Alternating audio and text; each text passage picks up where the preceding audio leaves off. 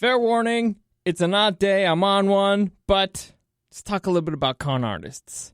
Welcome to the newest episode of SDW. Super Dario World! It's a me, Dario! Woohoo!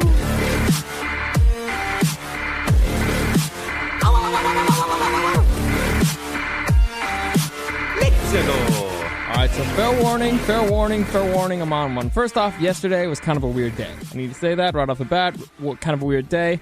I decided not to do a podcast yesterday because the day prior, I did a 3-hour one with my brother late at night. It went okay. I finished the Japan story, but it was kind of a bad idea doing it so late. Honestly, when we started recording, it's probably the time that I should have gone to bed.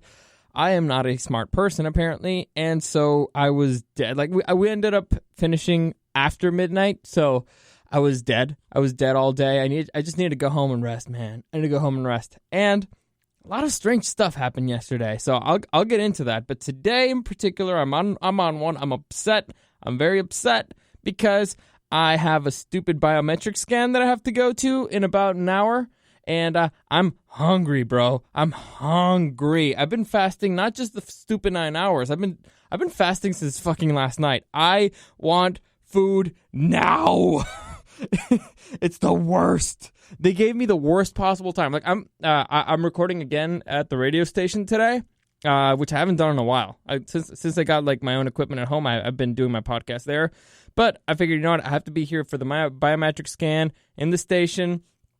Might as well do the podcast here. I've been doing a whole bunch of busy work. I dropped my car off at a garage. Well, first off, I'm editing. I guess from the beginning, the appointment is at like 1:30. The show ends at 10.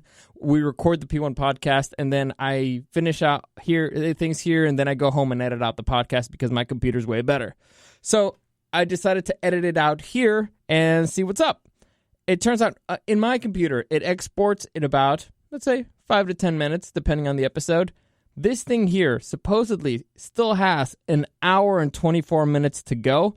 And I put it in, I finished editing it like about an hour ago. So it's brutal. Anyway, so I finished editing it out. I sent it out to export, and I knew this computer sucks. I knew it. And so it's like, all right, I got to go and kill some time because it's still not even close to 1:30. What the hell am I going to do? Just see this thing like count down? It's brutal. No. So what I did was I needed to get my car's oil changed, and it's about the 50,000 mile marker. So it's like, all right, okay, I'll go deal with that. So I dropped it up there, walked back to the station, and now bad idea because the walk back to the station is uphill. And you know what happens when you exert yourself and you do a lot more physical labor than you usually do? You get really hungry. I'm so fucking hungry right now. I can't wait for this thing to be done. I can't wait for it to be done. I can't wait for it to be like 1:30 and just be like, the fuck out of here. I have no idea why they gave me such a late time slot. There's people who got time slot before they even had to come to work. So instead of being smart and just switching out before, people who don't have to be here, who aren't here at the same time I am, like they're not here in the 5 o'clock hour. They're here they're supposed to be here at like 9, and they got way, way better slots than I'm just upset, okay? I'm just upset because I'm hungry. I'm upset because I'm hungry. I'm hungry because I'm upset. That doesn't make any sense, but whatever. Whatever, that's today. Let's talk about yesterday. So yesterday, and for a few days prior, I was encountered with a scam. And it's probably the best scam I've ever come across. It was honestly respect for the person who did it, but at the same time, you son of a bitch, I hate you. Like, why do these people why do these extremely clever people have to be such, pieces of shit, right? Why do they have to be such pieces of shit? For starters, I need to say this right off the bat. I kind of like scams in the sense that I enjoy pretending that I've taken a bite, because scam artists, what they do is they go out fishing, and I like making them think that they actually caught me. So I've been doing this for years. Usually I do it when I'm bored. If I'm busy, then I don't do it. But if I'm not busy, if I'm bored, and I get a call from somebody who I know is a scam, it's like there was a very classic one down in Mexico where they call you and they're like, "Hey, what's up, primo?" Or like, "What's up, cousin?" And you're like, "Oh, who is this?" And you're like, "Oh, come on, you can tell." and you just say a name of a cousin. They're like, oh yeah, exactly, blah blah. Oh, you sound kind of different, whatever, and they go from there. And so I would just keep talking to them about random stuff, and you make up stuff to make sure that, because honestly, liars are very interesting people. It's fun to throw just curves at them and see what they come up with. I know it sounds crazy, but it's actually fun. I find it very entertaining. Like the things that they can come up with, man, the most random stuff, the things that you're like, okay, I got you. You're cornered. Checkmate, and they manage to slither out of it, man. They manage to, like, they're slippery fuckers. Or if they know 100% they're caught, then they'll just, all right, they'll take the loss. But my logic here is usually, if I'm bored, I like to entertain myself, and I like messing with people, and so that's one reason. And reason number two is because, you know what, I feel that the longer that they're talking to me, is less time for them to be out there hunting. It's less time for them to be out there finding another victim. And so to me, it's like, you know what, I'm doing the world a service. I'm doing the world a service by keeping these people busy. So, also yesterday we talked about this on the show. We talked, before I get into the scam thing, the coronavirus thing. I've been following that thing very closely, extremely closely, because the moment that and I take it very seriously, because the moment that they said that it probably came from an animal and that we have no natural defenses for it, I immediately started keeping an eye on it, because if you don't have a natural defense on it, that means that it doesn't mean it'll kill you, but it means that it's going to spread like wildfire. So it's everything that you don't want a disease to be. 1, you don't have a natural defense for it. 2, it's airborne. And 3, it has like a very long dormant period before you actually, while you're asymptomatic, which means that you can be contagious without having any symptoms. Those are 3 very bad things. So you could be walking around sick and you don't know it. You could, and so if you're having contact airborne, and it's airborne, it could very easily spread. And again, the people who come in contact with it have no natural defense for it, so they're fucked. So it was a combination of things that to me it was like, okay, I need to keep an eye on that one, and so I took it very seriously. So I've been following in the whole stories from China, and fun thing about the fun thing about the Asian media and the American media tries to blow everything up. If it's a cup of water, they try to make it into an ocean. They try to make it as crazy and as ridiculous as possible. Asian media, particularly Chinese media, if it's bad for the government, they try to pretend like nothing's happened. They try to turn a volcano into a candle. That is what they do. And so I trusted nothing that was coming from the Chinese government. And I trusted nothing that was coming from the media. So to me, I figured, okay, somewhere in the middle has to be the truth. And if in the middle is where you find the truth, it's still pretty bad. Then, with the things happening in Italy and the CDC warning and all that stuff, I was like, okay. And I know the big thing here, honestly, the thing that sent me over the edge was them bringing sick people to San Diego. I don't know if you know this, I live in San Diego. And the idiots letting somebody who was sick, who tested positive, out because they fucked up the paperwork. So a person who was supposed to be in quarantine for being sick was actually put with non-sick people. And it's airborne, so we're fucked.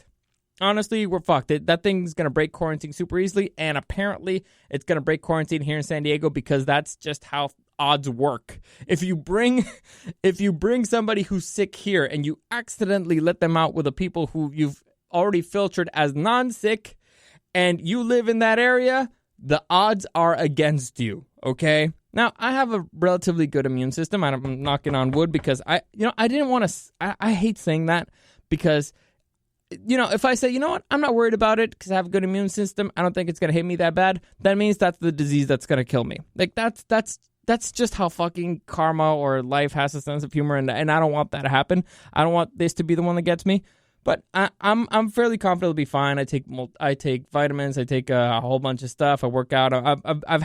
I rarely take medicine for anything, so I like to think that my body always has to test to stay in shape. The immune system has to stay in shape. I don't know. I'm crazy like that. I don't like medicine and stuff like that.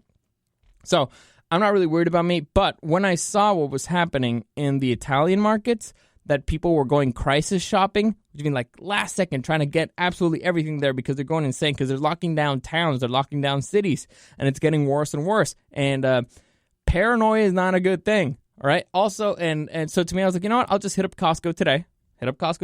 Buy a whole bunch of stuff that I could use in the future, and just have it there for a month. I'd rather spend a lot of money, or well, not a lot of money because I didn't go crazy because it's Costco. I did get a pretty good deal, but it's like, all right, spend some money right now on food that and not touch it for a month. Have some bottled water there. Have enough for like a month, and just have it there for a month, sitting there.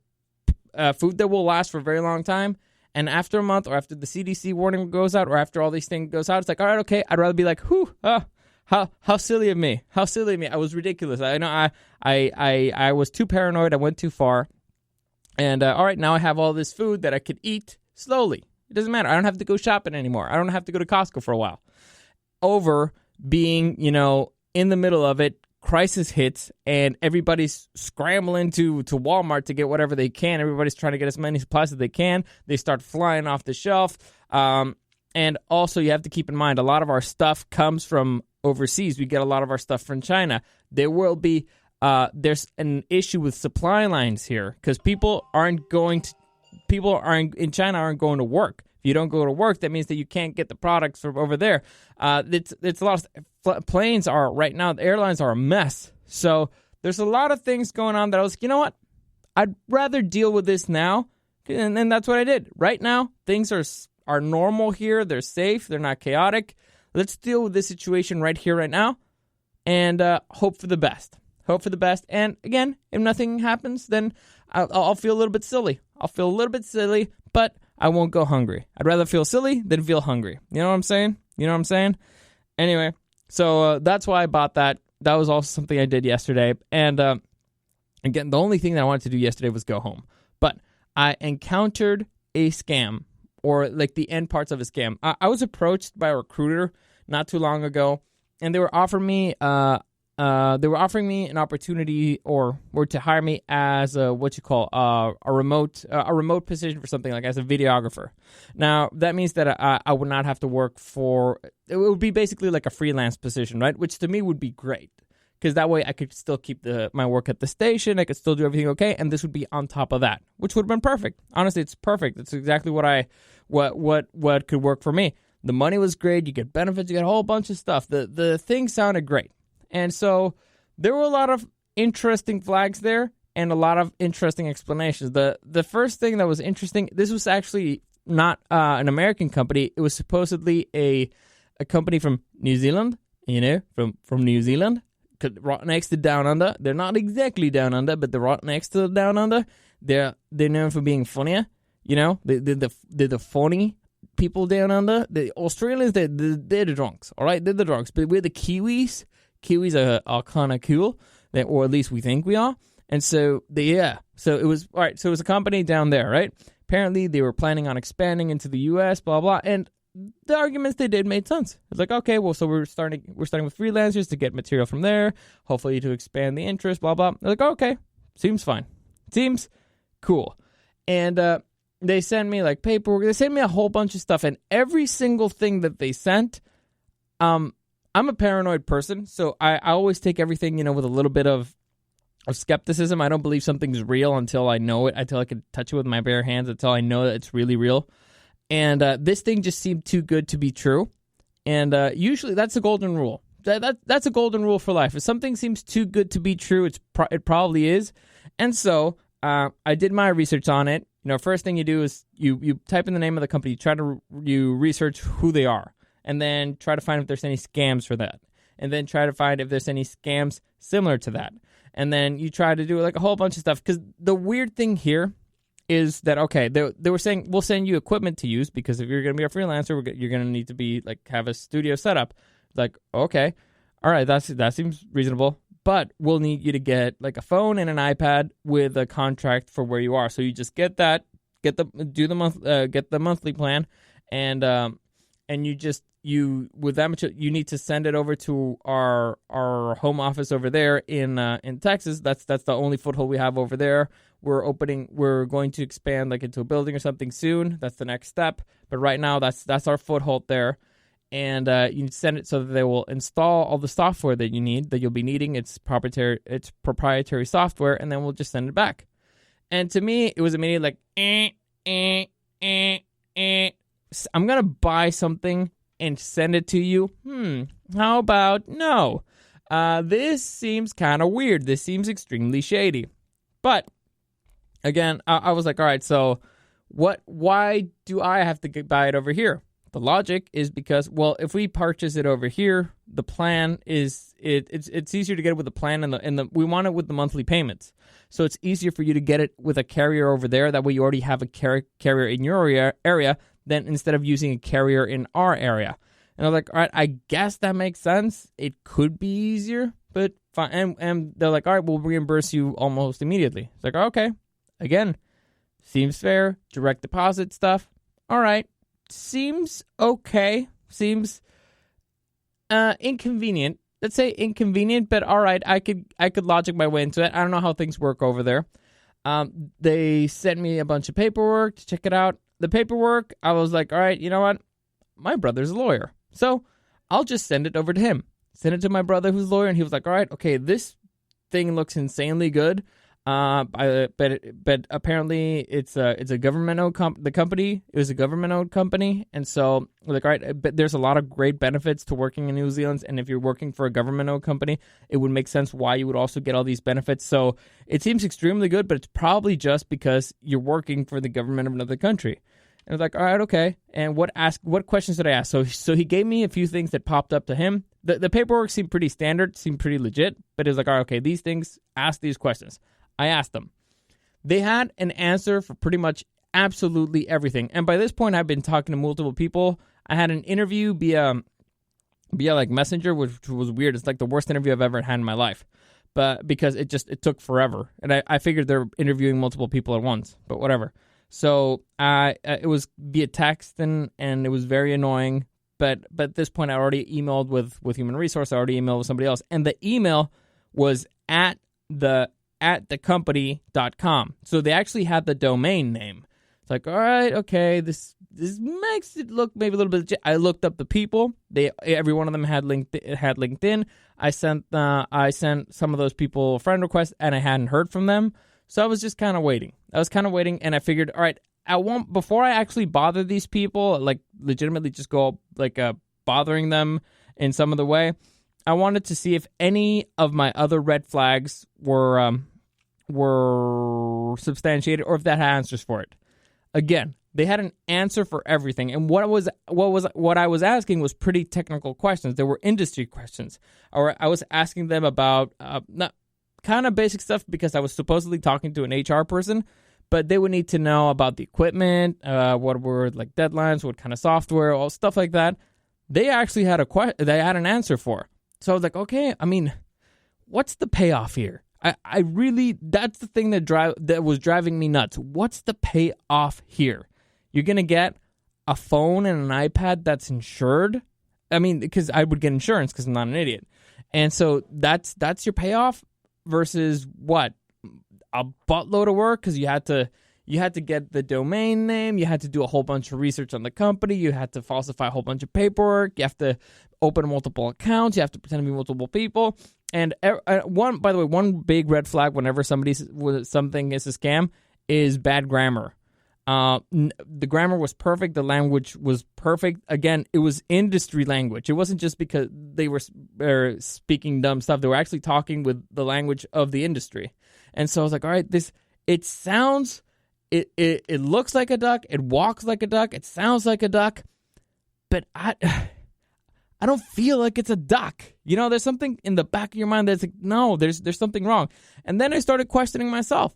I actually started talking to my kid brother because it was really bothering me. And again, it was a few days, and after the interview, they made me wait a little bit, and they said, okay, we'll need you. And then they're like, all right, okay, we'll give you this project. We need you to do like a little thing to see, to kind of, one, keep you busy, and two, see your skill level to see how training is going to go, or how where do we have to start with our training, because, you know, they always have to train you on their own stupid software, stuff like that.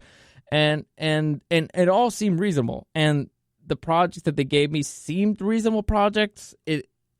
Again, there was a lot of stuff that made this thing sound legit. Somebody put a lot of work into it, and all the signs pointed to go. every single thing pointed to, okay, this is good. This is good. This is good. Stop being so crazy. Stop being so crazy. And I talked to my kid brother, and I was like, dude, I have no idea what to do. I'm feeling something very similar that I felt when I was in Denmark, and that's like, maybe I'm too Mexican for this. And by that, what I mean is, with the Denmark thing is when we were walking around Denmark, we saw all these people just leave their bikes everywhere. Like they just put them in like a little stall thing and they would leave, and without any locks, without anything. And me and my kid brother were like, dude, anybody could just steal these. I could steal these. I want to steal these just to teach you a lesson. You need to put a bike lock on your bike. But that's the culture over there. They don't have to worry about their bikes getting stolen. And so I was like, maybe I'm too Mexican for this. Maybe this is how things work over there. Maybe the people are just really nice and they give you a whole bunch of stuff. Maybe the issue's me. Maybe I'm the problem. Turns out, nah, bro. Nah. So I was like, not every single thing I could find was 99%, because I did a buttload of research, all these scams, all the ways that they could get you, and it didn't really fit anywhere. It was really, really bothering me that I could not find something. I was desperately trying to find something and I couldn't. And so a part of me was like, if this is a scam, then it's a really, really extremely good scam, and apparently I'm the first person to fucking fall for it, and somebody put a buttload of work into it, and what's the payoff? A phone that's insured? An iPad that's insured? That's insane. This is just too much fucking work for not enough payoff, and you'd be giving me your fucking address? You gave me a name and an address. What the fuck? None of this makes any sense. It ain't adding up. I checked out the address on Google Maps. It seemed like a nice place in a nice neighborhood. I looked up the person. I couldn't really find the person anywhere, but it's like, all right, fine. Some people don't have social media. It's really it's private, or they don't have a LinkedIn. But everybody else seemed fine. Every single thing was checking out, but I still had this weird feeling in my gut that this is too good to be true. And so I finally decided, you know what? Fuck it.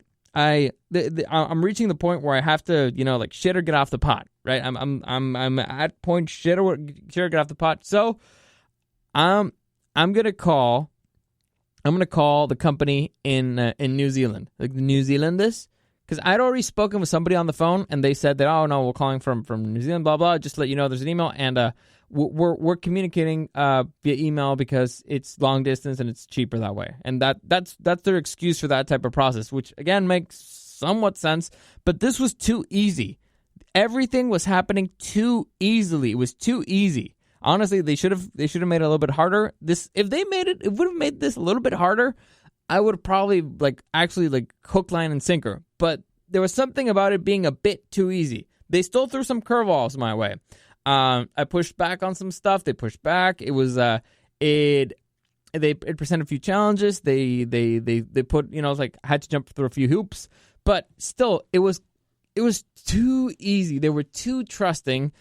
And to me, it's like, is it like the Danish thing that they're just trusting people, or is it that somebody's trying to get me? They're trying to get me. This bait looks too juicy and delicious. They're trying to get me to bite. And so I decided, you know what, fuck it. I'd rather pay the long distance and give the people over there a call. Now, they don't really have a front office number. I looked it up. They had a number for customer service and stuff like that, and they had a number for sales. So I figured customer service, they might put me on hold forever, and the long distance call might actually end up being more expensive than the fucking phone and the iPad. So on the other hand, sales, they want to pick up. Sales wants to pick up. They want that business. So I called the sales department. They answered almost fucking immediately, of course. And so I told them, all right, I know this is not your department, but hopefully you can send me to the right person, because I'm actually I'm pretty confused about this. I'm like, oh, okay. It was actually a very nice lady, but I can do the accent, but I can't actually make my voice sound like a lady. But she sounded really nice person, really happy. Again, it's probably because they're sales.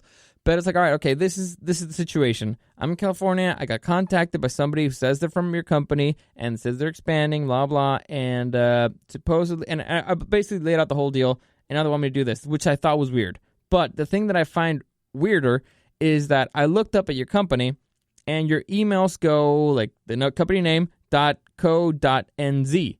the email that I got contacted from just says the company name.com.